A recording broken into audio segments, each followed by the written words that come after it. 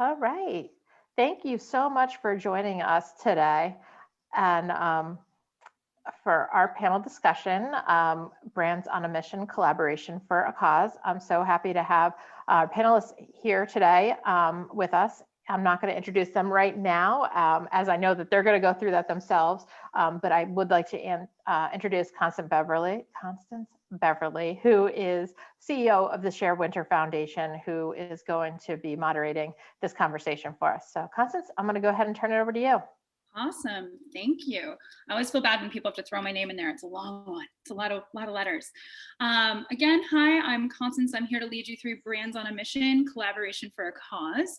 Basically, your consumers want to know where you stand, particularly in the past 12 to 18 months. A lot has happened and a lot of conversations about social impact have come about. But how do you authentically demonstrate your commitment to community and to social justice? So our panelists here today are going to join us in a discussion about how to collaborate and communicate your brand's authentic commitment to social change. We have some amazing panelists whose companies and life's work have been very purpose and mission driven, and they've found ways to interact with their communities in order to give back in an authentic and impactful way.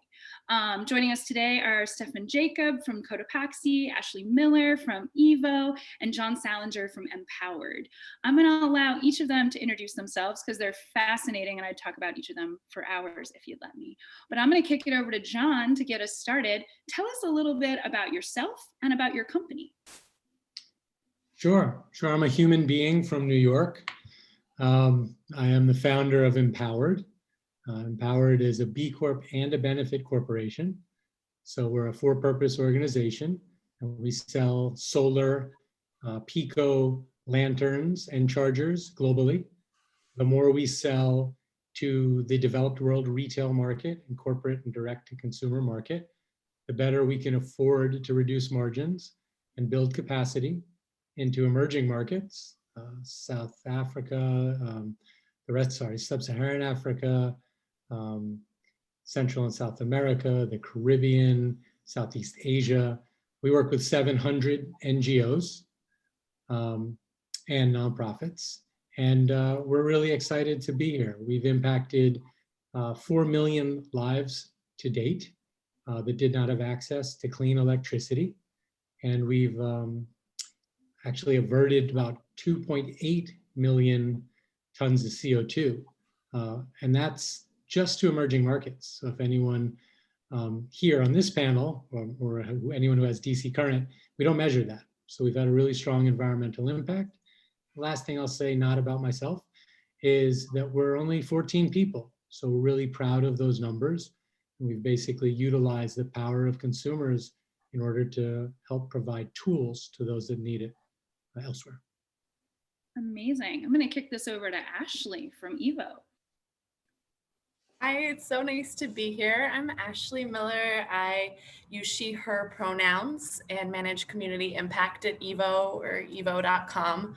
We're an action sports and lifestyle retailer headquartered in Seattle on Duwamish Coast Salish land. And our purpose is to make life better by building community and igniting the adventurous spirit that lives within us all. Our community impact team works to identify ways to internalize and embody that purpose. And so we do that through strategic philanthropy, a really robust volunteerism program, sustainability, equity, diversity, inclusion, and really thinking about ways to steward Evo culture, both for our team, as well as our customers and vendor partners. Our intention is to build deep and authentic relationships with community organizations that allow us to be in a real partnership with the folks who are doing the work on the ground, and our giving generally looks like operating support. But when it's really effective, I think that we create conversation and space to understand the unique ways that Evo can help partners fill gaps. So 2 really quick examples of that I'm proud of are that at the beginning of the pandemic, we had calls with our deepest relationship organizations across the country to understand how they were pivoting, how their communities were being impacted by the pandemic. And for one of them, for SOS, they were really looking at a shift in virtual programming that allowed us to pilot a paid internship program for their alumni.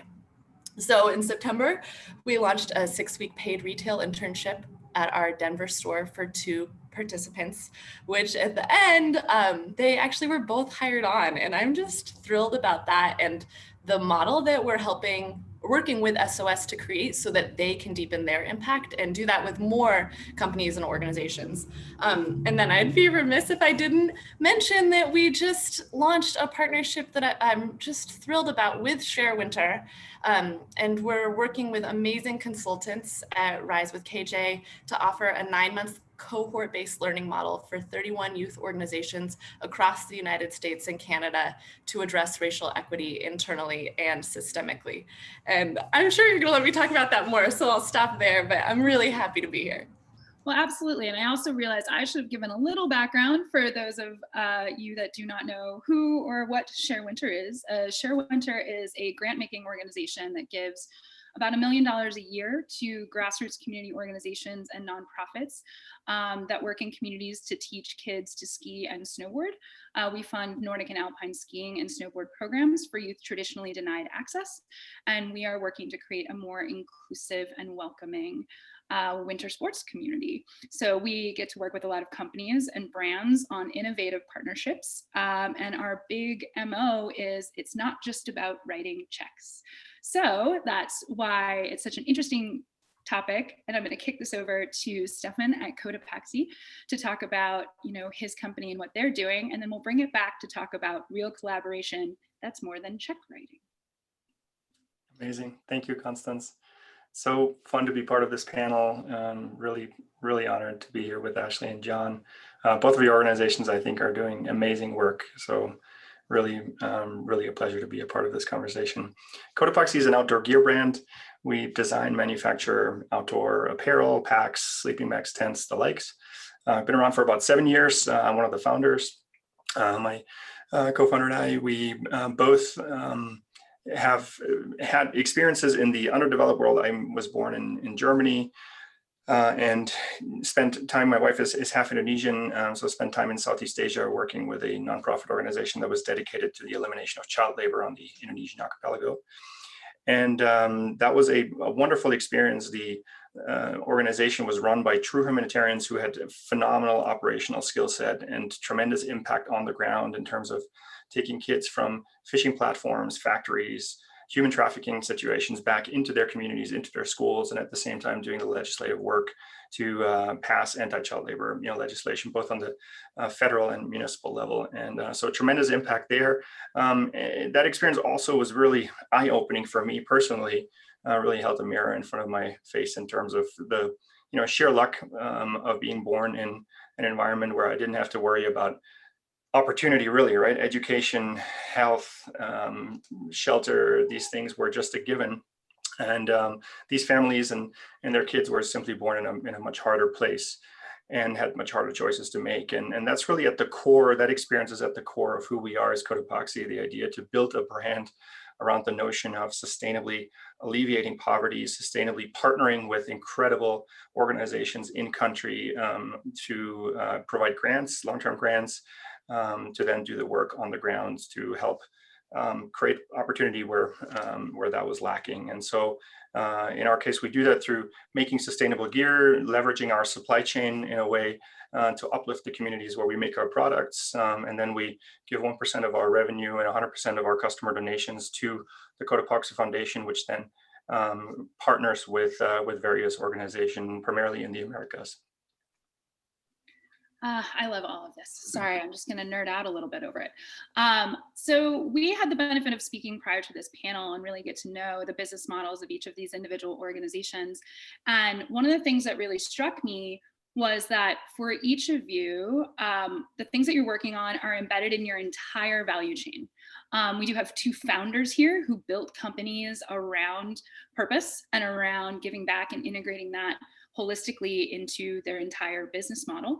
And then, Evo has developed a very innovative branch of their company that actually focuses on community impact, which is really unique. So I'd love to talk to each of you about giving advice to those who are maybe stepping into this for the first time or thinking about community partnerships, how can they get the buy-in, and how do they navigate all of those trails to put it throughout the entire value chain? And I'll kick it right back to you, Stephan, because I think, you know, you've spoken on this before, and I think you have some really great advice. Yeah. I think it's a great question that you ask, and I think a crucial one that needs to be at the very front and beginning of an impact journey for an organization. There's this term of greenwashing, right, which is prevalent in not just the outdoor industry, but in general, of organizations that are slapping off an impact program to their operations because that's what you do these days. And we will never speak ill of anybody trying to do good. I think that's fantastic and that's wonderful, but there is some risk in doing it in a way that is not tightly integrated into the fabric of the organization, into the DNA of the organization and all aspects of the value chain.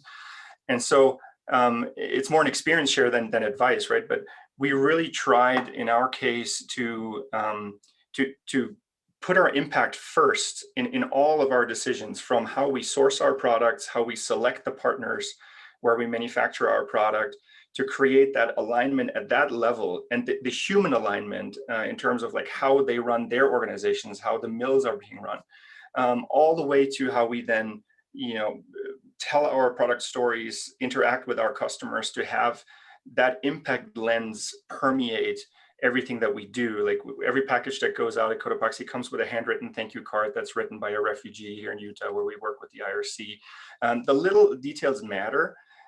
And I think it needs to be that level of diligence, I think, is really important for the program to be perceived by customers and genuinely hold up to the scrutiny from the outside, that this is real, that it's genuine, and that it is not just something that's happening on the side. I think you've just highlighted the critical difference between just blanket cause marketing and collaborating for an ongoing purpose. And internally and structurally, John, one of the things I found most fascinating was the distinction between B Corps and what's the other term that isn't so hot in the market? Corporations. Exactly. Would you explain why you chose to go that way and the teeth that has? I'd love to. I'd also like to just add on to what Stephan said. I'd echo everything he says, including, you know, if there are larger companies, all the way to a fossil fuel company. If you can force a company to do good, you can be a vehicle for change as a good company. And then just one last point on your last question. To me, it's about what you're doing. Decide what you're doing first. Mm-hmm. And if you're solving a problem, a challenge where someone or an environmental issue is a challenge, well, then you're in the right space. Then you're doing something that I believe capitalism was set out to achieve. If someone's hungry, you give them food. If they're thirsty, you give them water. In our case, if they need electricity or power, that's what we do. I think that's capitalism. So when we talk about for purpose, I think sometimes we bucket ourselves. We're just companies that aren't necessarily, no offense, but adding fragrance, the 5th fragrance to a shampoo and marketing the heck out of that. What we're trying to do is actually resolve needs that people have and provide tools for solutions. So I just wanted to just make sure I got that in. Very briefly, a B Corporation is a wonderful organization that holds a ton of organizations to task. And you get rated on not only your internal organization, which I think is important, but even more importantly, externally, your footprint on the world. What are you doing? Because for us, I'm in Brooklyn, we're in Brooklyn, we have 14 people, we're okay. You know, at least now we are, well, the last couple of days. We're okay. But what really matters is how can we really help the planet? How can we really help people that could use our tools, our lights that you see here, in a more purposeful manner and in a way to build capacity to get out of natural disasters. A benefit corporation is one that is a structure. It's in your bylaws. It's one that basically says your shareholders can hold you accountable not just for profit and growth, but for impact as well. I believe that gives you leeway and protection. I believe that enables you to Do whatever you want to do with your company as long as you are holding accountable to that cause. And if someone ever down the line, Kellogg's, a big company, you know, takes over your company, right? They have to go along with that, or they would face shareholders in the same way they would if they were being irresponsible about growth and profit. And I think benefit corporations is a wonderful way to align, you know, what we value. Because right now in the stock market, I don't think that's exactly what we value. So what a lot of people who are watching this may be thinking is it's really easy when you're a founder of a company starting something from scratch to bring inherent values and to set something up from the very beginning, either structurally, through your value chains, or from your initial inception. But what is it like to be an employee within a larger corporation, to have a voice and to find impact and start steering other employees and leadership in a direction for social change? And I think, Ashley, you're the resident expert on that. So I'd love to kick it over to you to address those issues. Expert's a strong word. I'm a student. I'm a student. We are all indeed. It's a journey, not a destination. So I think it is useful to say that, like Stephan, our founder and CEO, Bryce Phillips, really recognized early the gap in opportunity, the privileges, systemic oppression that exist, and just the access to resources that that not everyone has equally. And so from the beginning, we have had an ethos of giving back to community that really centered on young people. And I think we've been thinking, like, as we've grown, and I think that an important difference is that we do have an Evo, we have Evo branded product, but it's a very small percentage of our total sales. So we're really working with other brands and vendors as a retailer. And there's some things we don't have control of, but the conversations that we're having right now are really like, what does it mean for us to internalize our purpose and values across our company? And we have just a tremendous opportunity here. And I think that we're really like deepening our understanding and analysis of what that means. And so part of, I think, your question for me is making sure that as individuals and business leaders that we have a clear analysis of the impact of our business in our communities and on the world. And as we grow and deepen that analysis, that then we're starting to look with new critical eyes across our companies on where we can have greater impact. And that some of that change is going to be incremental. I think all of this work is culture change work, which is sometimes slow and trust-based. I think that there's so much around how do we change our behavior, and it's through practice. And so, as we're looking at our company, I think our philanthropy and volunteerism has been so strong, but we're really having an opportunity to think about sustainability, equity, diversity, inclusion in new ways. And I think part of that is identifying the right questions to be asking across all of the decisions we're making at our company. And I think that also doing that, not just from the top, but like inviting everyone to be a part of it, that while that's sometimes slower, it also creates an opportunity for our teams and communities to build leadership, have a deeper sense of purpose, feel more connected, and just generally happier at work. And it creates an opportunity for us to find the language that we can use to bring along our customers and vendors to learn publicly and be sharing that learning. And I think that's kind of part of the approach of Evo. So there are some things that I think we can really highlight and be super proud of, and a lot of ways that we're just continuing to learn and grow. And I think one of the things that is so critical, like you said, is the learning the language and working from a place of trust. Each of the panelists here have worked with communities and built trust, which I think leads a lot to the authenticity of the work and the impact that you have. Would anyone like to share about an instance in building trust and how that has impacted either your philanthropy, your impact, or the way you communicate that impact the outside world in conjunction with your brand. I know everybody wants to say this, so I'm going to kick it back over to Stephan because we haven't heard from him in a minute. Sure, yeah.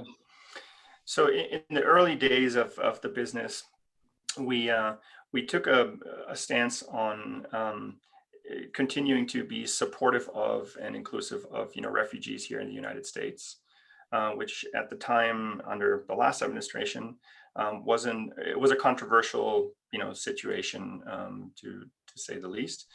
We felt strongly about that. We had at that time already a partnership with the IRC, International Rescue Committee, one of the largest nonprofit organization supportive of refugees, not just in the United States, but across the world in various camps. And we felt strongly that that was a part of who we were as a brand built around people. And it doesn't matter who you are, that we did not want to stay silently by when we felt the language was turning against that group. And we held an event together with Syrian refugees here in Utah, with great success in terms of the turnout, in terms of creating this moment of togetherness in a sea of strong voices to the contrary. And I think that solidified internally for our employees, for our customers, that this was real, that we were willing to step up. I think it helped build trust with our partner, the IRC, and internally for our employees. And so that was a beautiful moment, and that partnership has grown ever since. They're one of our key impact partners domestically here in the U.S. And one of our grantees. And so that was a wonderful moment. But obviously there's some risk associated every time you do something like that as well. John?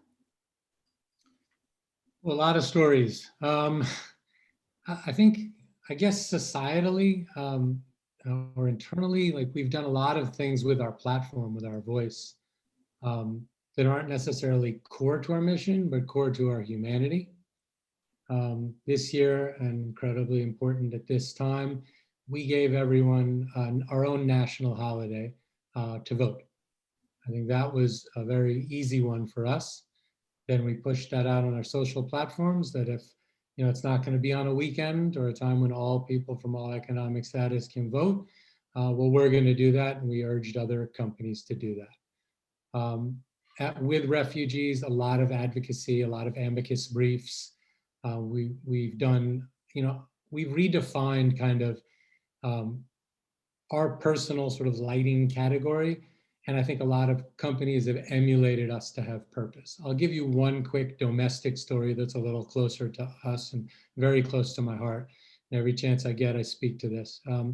So there's a little boy, a young man named Jaquil Jackson. And he was, this year actually, he became a CNN hero, a young wonder. I think he's 13, 14, doesn't matter. He's so young. He started when he was 8. This kid saw homeless people on the streets. His parents are incredible parents. They were community advocates, organizers. And he said, I want to do something about this. And so we decided through our GIVE program that is fully funded, because we're a business, by consumers, by corporations, et cetera, that we were going to take and deploy our lights to him. And he would give out blessing bags. He's given out tens of thousands of blessing bags. He's from the south side of Chicago. This is something that our CEO, Sunga Jung, and I believe very strongly in, that you want to help locally, you want to help across the world, but you want to help domestically. And I mean, this kid is incredible. And in these bags are essentials for people that are homeless. And homeless initiatives are not, I hate using this term, but they're not sexy to corporations, right? That's not something that corporations necessarily want to align to. But it's the same reason why we get lights to countries that the US might not want to align itself to politically. We may not talk about that, but we do everything we can to kind of humanize and be agnostic about our approach to help as many people as we can with our technologies. The stories are endless, but I think that's enough for now. Ashley, you got to share a little bit, but I know that you've worked a lot in building trust with communities, particularly when you're working with young people and people that work with young people. You know, the next generation has a very critical eye, and rightfully so. They're also highly educated. How are you navigating that with your program partners? And maybe could you speak a little bit about the feedback loop that you have with your grantees and how that informs your philanthropy and social impact? Oh, that's such a big and great question. And I think one thing I would like to acknowledge is just the opportunity that we have to tell really powerful stories. And I think that is a place where we are still growing and developing. And I'm really eager to understand how to tell ethical, authentic stories that are empowering and inspiring and educating and motivating. So all of those things, I think, I just want to name that we're still working on it. But also the relationships that we've had have really created opportunities for folks to give us powerful feedback. And I think that there are several examples of this, but one is as we've really started, like as our giving has grown, as our business has grown, our giving has grown, which has been really exciting and sometimes intimidating. I'm going to tell you that in the midst of a global pandemic, the outdoor industry, I think, has overall done quite well, and Evo is certainly a part of that success. And when we beat our business goals, my budget also gets a bonus. And this year, my bonus is 4 times my budget at the beginning of the year. And so I am right now really trying to understand how I intentionally and strategically invest those dollars with community and seeking community feedback and buy-in, asking questions of our grantees, of other foundations who are doing this work. And one of the spaces we found is that that communities of color have to be centered and prioritized in building power and allocating resources in this movement. And so in making the outdoors more inclusive, we need to center the folks who are doing that work and who have been most greatly impacted. And so a couple of years ago, we started tracking the organizations that we fund that are both have equity as a part of their mission, and as well as the organizations that are led by people of color, by BIPOC folks. And we set some like pretty easy goals at the beginning, and I'm really proud of how we've done that work, but part of that is like really having relational grant making. So we actually don't have an application-based model. Our grant making is all relationship and conversation. Certainly we're interested in outcome and measurement, but that's not where we are leading from. And so this year when folks were really making shifts around their programming, and so many of them actually were even moving towards direct services and not doing outdoor youth programming at all, we said that's fine. And in fact, we're giving you more money this year because we want to make sure that you're able to keep your doors open. And so just having general operating funds rather than really strict giving guidelines, I think that's been really important.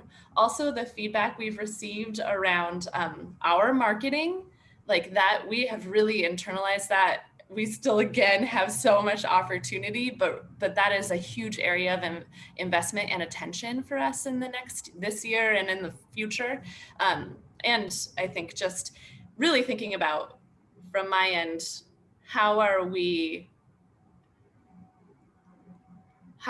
ensuring that our behavior is matching our values just across the board? So how are we using our purpose, using racial equity as a lens for which we're making decisions across the board? I hope that answered your question.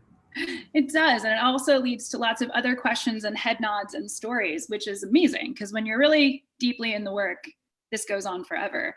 You know, that highlight is something that's really critical in our grant making, and something that in transitioning from the corporate world, I think a lot of times we try to slap a corporate solution on a community problem, and we give communities things they didn't ask for, rather than identifying the problem and coming through, which is something that both John and Stephan have explained, that they were solving a community problem and bringing that into their value stream, which is what I'm going to toss out here as a moment to take notes, an effective collaboration for a cause. So in closing that first part of this, one of the big things that I know everyone is facing, we had a global pandemic and finally eyes on systemic issues that have been problems forever, but that consumers have finally stepped up and called all corporate leaders, all people with any sort of privilege to address.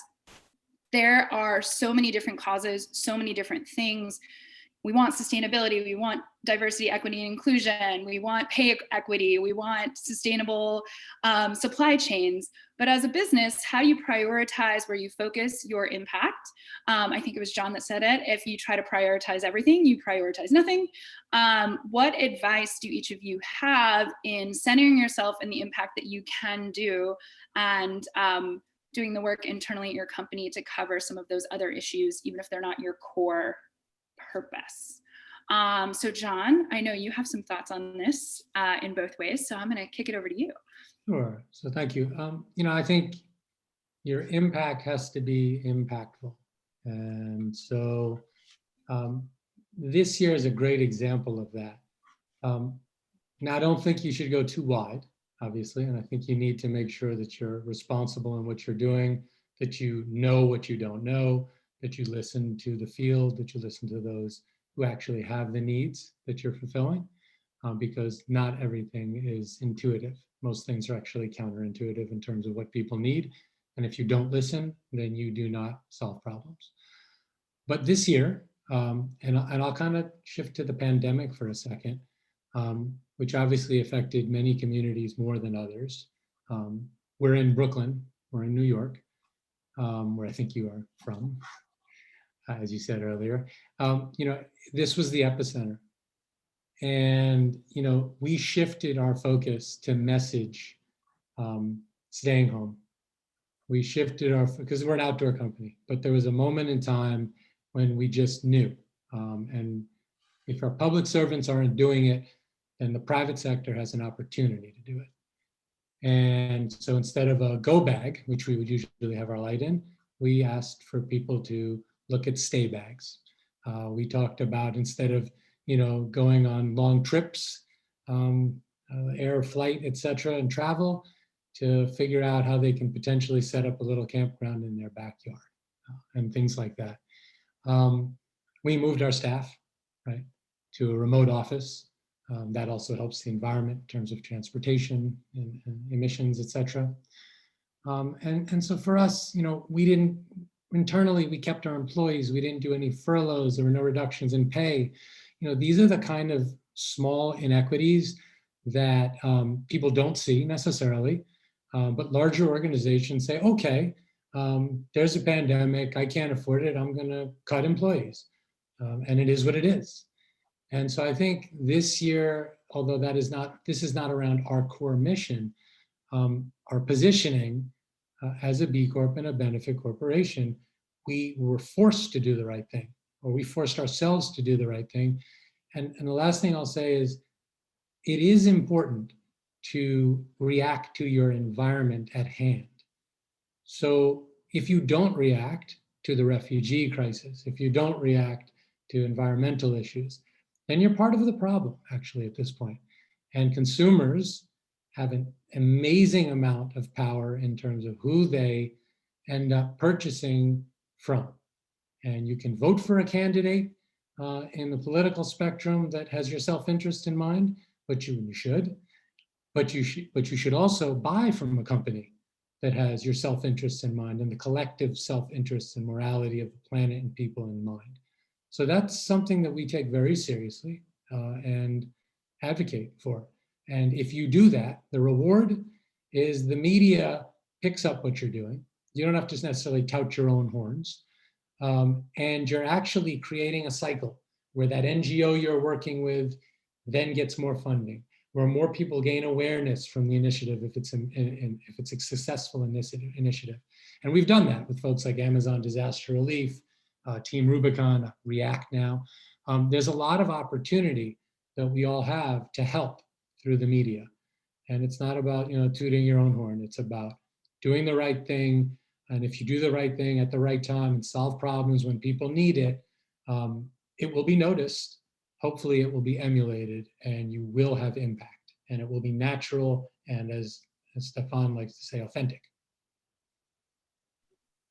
And Stephan, I think what's really interesting about Cotopaxi is you had so much experience in the developing world and making choices to have impact there, but then also keeping to that core and staying consistent and utilizing your impact for refugees here in the States, allowing you to look at both ends of the spectrum. And how has that served in, deepening the embodiment of your collaborations, your community context, and your brand as a whole?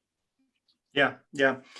I think we try to treat impact with the same level of focus as we do any other aspect of our business, with the same level of strategic discipline as other aspects of our business. And, it comes back to our core value around people, right? We're building a brand around the basic belief that we can uplift and address sustainably the worst forms of poverty in the world and eradicate that during our lifetime. And so much progress has been made over the last 150 years, capitalism being a major force for that, with a lot of negative aspects too. But John, to your point earlier, I think we as a company and our consumers as stakeholders have a tremendous power, and there's a tremendous amount of progress that has been made.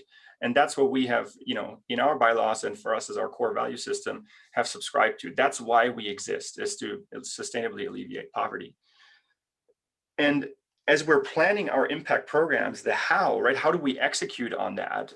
We try to be super, super diligent and say, okay, this is contributing to that large strategic vision, and these other initiatives that may pop up are not. That doesn't mean that we never respond to what's happening in the marketplace. We do have a small set of our funding is set aside for so-called community grants, where we do respond to crisis situations or specific situations that we want to help address.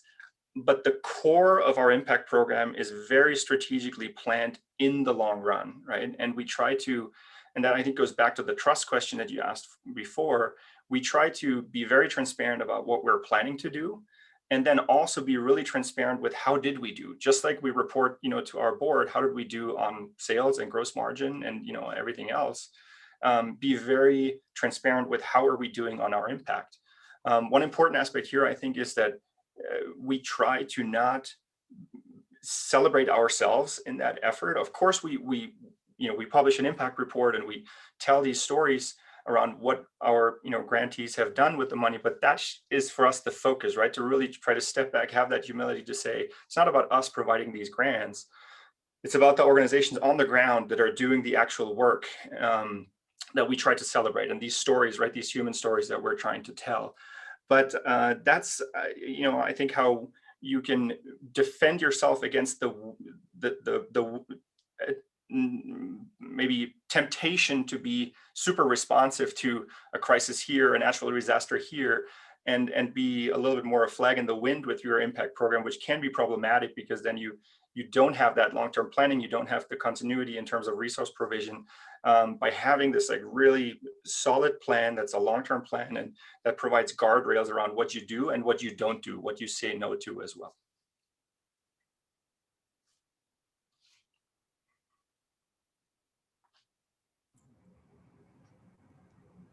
Mute button ran away. I'm that girl now. Sorry, team. And speaking of embarrassing moments, like being on mute when you're not supposed to, one of the things that in speaking with companies and, a lot of organizations are speaking about now is the fear of doing things wrong.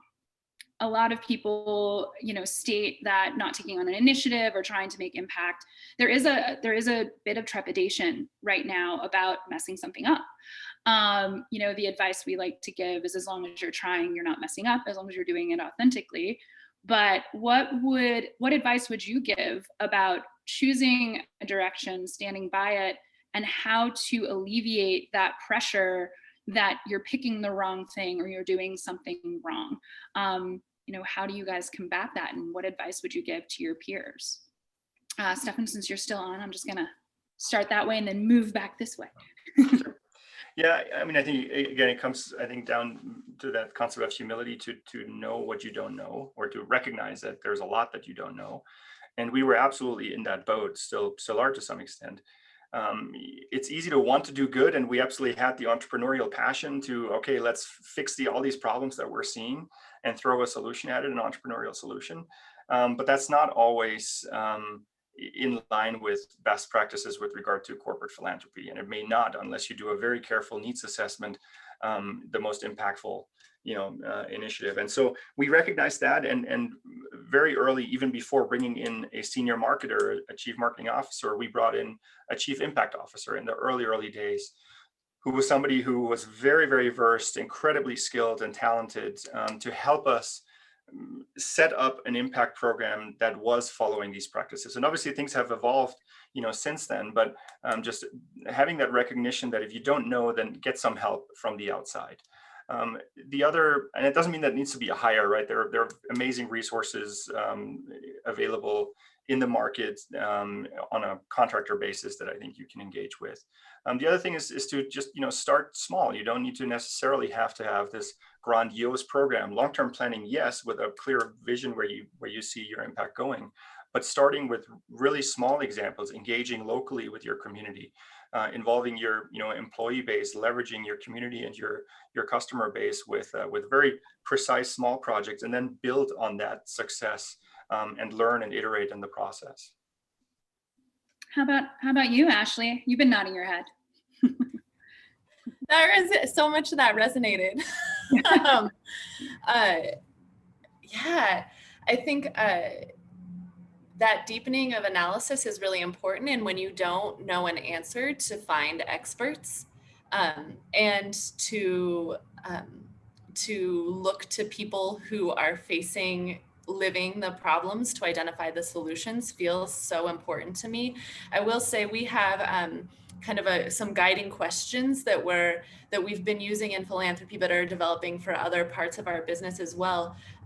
But there's not a right answer to some of these questions, but to have the conversation can really help drive your decision making. And so for an example of that is that we did do emergency pandemic relief at the beginning of this year. That felt really important, and we did it locally. So we chose a place where we had brick and mortar location to make those investments, because if us spreading too thin won't have the impact, our intended impact. So thinking hyper locally, but then across the country and the United States and Canada, the places where Evo lives, works, and plays, like those are the places where we're making these deeper outdoor youth investments.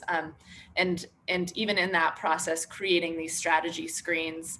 I feel like I had there was so much I was responding to, Stephan, but I think that there's a lot there around how are you engaging I think your whole teams as well. And so, we have the space and dollars set aside that are philanthropy budget, but also we're really wanting to engage our teams in the things that they're passionate about. So having programs that are matching gifts programs for your employees, the volunteer programs for your employees. We have a Dollars for Doers program. So when our employees are volunteering, make long-term commitments to organizations, the organizations start getting paid for our employees' time as well. So ways that we can create more buy-in to the culture of impact, I think those are some things that I've been thinking about a lot at Evo. And one of the things that I find really interesting, and John, I know that you'll probably have an excellent answer to this, so I'm just going to throw this one right at you.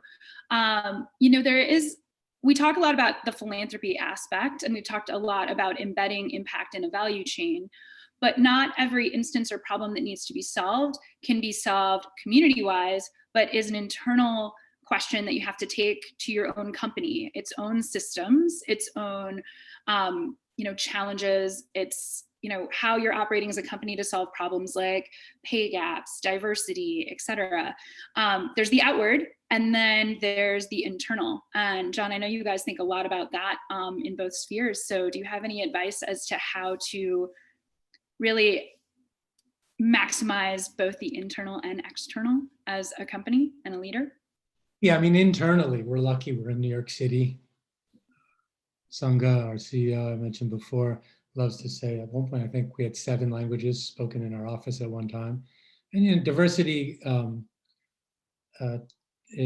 sort of follows media cycles right now. But diversity crosses everything, from mental challenges to social constructs to everything you can imagine. And, there might be one highlighted this month, one highlighted the next. I think very important is to have sort of a wide hiring practice to evaluate your fair practices in terms of pay. We do that every single year, even quarterly. To me, again, we're in Brooklyn, we're okay. Like, we are okay. I really want to stress that. The world is hurting right now. If I could jump back just for 1 second to what Stephan and Ashley were speaking about, I want to talk about fear and even, so the difference between, Codapoxy has gotten to a level where they are a real corporation that has real depth and breadth. We're still small, and we're entrepreneurial in spirit, and we have a light, and we have, a light is sort of omnipresent. It's agnostic around the world. It's multi-purpose. We can really place that where it needs to be. So the one thing that I am, which many people need to be if you're going to have a startup, and earlier you said having a startup, founding a company is easy. It isn't, but it's atrocious. Don't do it. Work out for a while first and then do it, so you're ready for it. The idea is that, fear is paralyzing to people, and making mistakes is probably the best thing you can do if you want to start a company. If you're waiting for the perfect answer or the perfect target or the perfect cause, and I'm not at all countering what anyone has said here, including Stephan, at all, because once you get there, that's fantastic. But on your way, in those travels, that voyage that Ashley was talking about, you have to make mistakes. You have to be fearless. And then the reason you want to make a mistake, like if you sit there and you don't make a mistake, the meeting's over, you've spent 2 hours, no one knows anything, you haven't tried anything. But when you make that mistake, you learn from it. And when you learn from it, it's everything that an MBA doesn't teach you. It's everything that can go wrong. That's what starting a company is. It's not learning what to do when everything's in a vacuum perfect, and this is how you do cash flow, and this is how you balance. No, it's when everything goes wrong, what do you do? And at that point, you make a decision. That's what you do. And either you make a mistake and learn from it. It's a hard lesson sometimes, right? Or you succeed and grow from it. And either way, that's so important. So fear cannot even be part of your language if you're going to start a company. Because, the early days were terrifying. Like terrifying. You're not even paying yourself. Nothing. You don't know how to live. So, yeah. Yeah. Well, and I think that translates so much to figuring out in anybody's line of work or life in deciding to make impact or be an activist that you're going to make a mistake and it's going to be scary. The key is to learn and to continue to grow and evolve. Ashley, you spoke so much about the journey. There's a lot that a lot of us don't know, and to be humble in that, and also to apologize when you mess up and acknowledge, absolutely everything that's come before and accept that with grace and move forward, rather than worrying so much about more important than language and apologies. Pardon my interruption, I apologize. Right ahead. Get up. I have a 3-year-old. I don't care if he falls. And I mean that as a father. I don't care. If he hurts himself horribly, okay. But I don't care if you fell. Get up. Don't come running over and crying if you're not hurt. Get up. That is, action is so much more important. I know there's such a focus on words right now. Action is so important. What is going to make the world better? What is going to make people safer? What is going to educate the population? That's what's important. And it's not about always, oh, I said sorry, it's about changing your behavior, right? And training people to change their behavior. So that I'm not countering what you're saying, but I do think it's important. Get up. If you fall down, get up. No one's going to help you up. Get up. It's a tough world. Well, you built on what I said, which is how collaboration works and how collaborating well actually creates more change and better conversations. So I appreciate you for that. Oh, there's so much I want to talk to you guys about. We have about 10 minutes left, so I'm going to round robin on a couple of takeaways for everybody and give you a moment. I'm going to kick this to Ashley first, because you had a really beautiful saying in our prep panel about embodying values as an individual.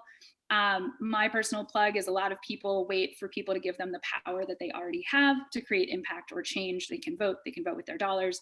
They can start having those conversations. I like to call them, the strategic chess match conversations that get you to an access point or a point to really create change.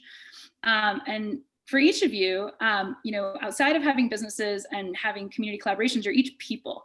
So is there something that you're currently embodying that is influencing everything, or learning that is driving you forward right now? Ashley, you want to start? Yes. I think that, so there's a lot around, healing is nonlinear and iterative. And I think that the collective healing, collective liberation also requires individual healing and liberation. And so I have really been thinking more deeply lately about what is my personal commitment in this work, and how am I developing every single relationship? How is the relationships on my team, across departments, with the stranger on the street, with the neighbor in my building? How am I cultivating the kind of community and space that I want to live in, which is one that recognizes all of our inherent dignity and humanity, and is centered in love and radical love and self-acceptance? And so there's been so much important work that I've been doing on myself. And then actually bringing to work, which I understand makes people uncomfortable sometimes. And I do want to meet folks where they are. Got a little time these days?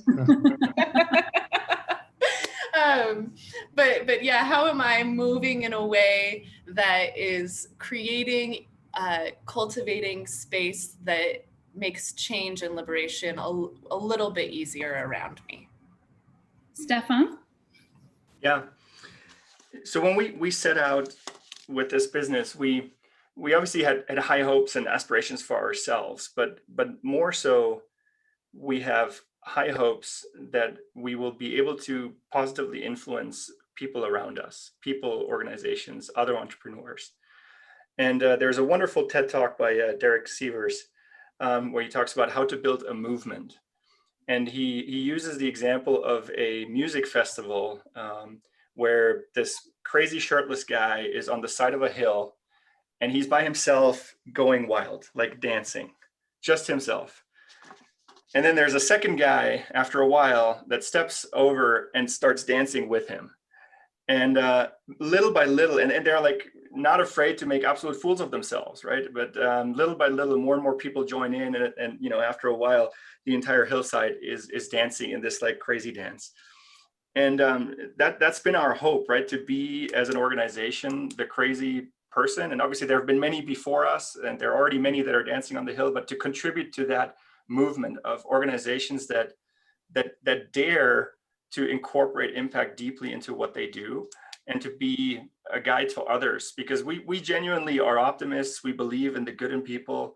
The inauguration yesterday was, I think, such I know, controversial over many weeks, but like the one thing that really stood out for me was the poem by Amanda Gorlin, right? There's always light if we're only brave enough to see it and to be it. And I think that resonated so true to me personally, and to us as an organization, to be that light and to help others see that light. And I think it can be very, very small steps. Again, this doesn't have to be this massive program. It can be very, very small steps with individual partners that inspire others. One example, all our Canadian sales reps, for example, were loved during the sales meeting. We gave them the introduction of what we were doing, and they all sort of joined in, committing 1% of their commissions to our foundation. And there are plenty of examples like that. And so that's what we're hoping to do. That's what motivates me every single day to continue to build this business, is not so much about ourselves, but the folks that we can rally around these causes. John, take us home. I'll build now. I love it. Collaboration. Build. I mean, it's a great question at a time when, we're social beings. It's been a tough time for a lot of people right now. I think acknowledging that is important. And you can't do this sort of stuff alone. And so this is about, yes, creating a movement, but also giving thanks, recognizing that you're part of something bigger. Whether it's, one of our NGOs, our incredible staff. I mean, what the work our staff does every day is insane. To have 14 people impact 4 million lives is just something I never thought would be possible. They've gone remote. It's harder to deal with it. Your dog, your kid, your cat, your whatever, everything. If I turned my computer around right now, I mean, you lose your mind. This is what my house looks like, But I think it's essential to utilize the opportunity to work with others, to socialize. I mean, Stephan, Ashley, I've already reached out to both of you like twice. Like I'm politely persistent, if not annoying. But honestly, you don't do these things alone. You don't build alone. You take a company, you start something, an idea, and then you try to fill the room with people that are smarter. You work with organizations that are better. You know what you don't know. Like the things that have been said here are so true. But I think it's never more true now. I mean, what a great opportunity to reach out. Okay, so we're on Zoom or, you're making a phone call, but, be as social as you can about your idea, be fearless again, but get help. You don't know everything. Nobody knows everything. Once you think you know everything, you're done. Your cup needs to be 1/8 full at all times on everything, including my 3-year-old who teaches me things every single day. Some of them I don't want to know about myself, Anyway, so that would be how I would take us home. I appreciate this social event, all the people that listened, your organization, all 3 organizations. I'm just grateful to be a part of the whole, of a community like Outdoor Community, and organizations that are not just here to make a profit, that have a soul. See, I knew you could take us home. So as we only have 3 minutes left, I just want to thank everyone for coming here, coming together, collaborating with us. I hope this is the beginning of your thinking on these ideas and processes and potential community engagement opportunities and ways to make change. Just remember, you don't need to ask for permission for power you already have. And a lot of people are looking to build with you to create something different and likely profitable. Thanks for joining us, and I hope you guys have a wonderful day, and I look forward to seeing all the impact that everyone in this industry is going to be continuing to do over the next couple of years and for the rest of our lives. All right. Bye, everybody. Thank you. You brought it home. Collaboration. Bye, everybody. Nice. Thank you. Thank you.